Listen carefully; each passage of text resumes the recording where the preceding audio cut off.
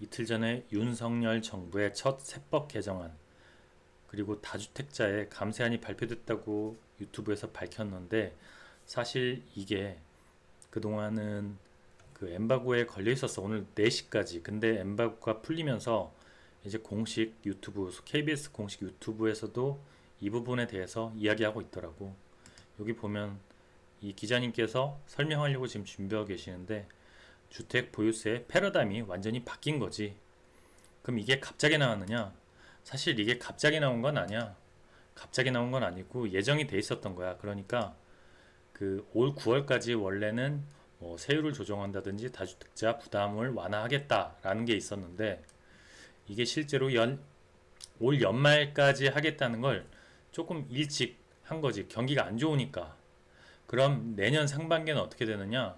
이미 나와 있어. 3단계에서는 재산세와 종부세를 국제 기준에 맞게 재편하겠다. 뭐냐면 통합하겠다는 거지. 사실 종부세와 재산세가 이렇게 구분된 경우가 좀 특이한 케이스이기 때문에 그래. 그리고 취득세. 취득세의 경우에도 다주택자 중과세가 굉장히 높았는데 이걸 폐지하겠다는 거야. 내년 상반기까지. 사실 올해까지는 뭐 그냥 그런 것 같아. 그리고 양도소득세도 다주택자의 경우에는 양도세 중과를 완화하겠다라고 해. 또 등록 임대사업자도 완화하고. 그러니까 임대사업자에 대한 정부의 정책이 새롭게 기존에 있었던 것을 아마 되살리지 않을까라고 생각을 해. 그리고 대출이 불가능했는데 이제 대출도 허용해주겠다라고 하고 있고. 그러니까 향후에도 계속적으로 변화가 있을 거야. 엄청난 변화가 있을 거야. 방금 얘기했다시피 그 임대주택의 경우에 엄청난 변화가 있을 게 뭐냐면 그 올해 9월까지는 축소된 세제를 환원한다고 했어. 이미 발표했지. 어제 그제.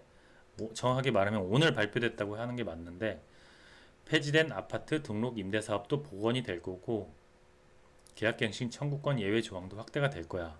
그러니까 기존보다는 조금 더 규제가 남아있긴 한데 많은 규제를 기존과 같이 되돌린다라는 거지. 그러니까 이런 정책들이 갑자기 나타났다가 뭐 예상 못했던 것들은 아니고 당연히 미리 어느 정도 계획에 따라서 움직인다는 거야. 그러니까 정부의 정책이 갑자기 나온 게 아니라는 거지.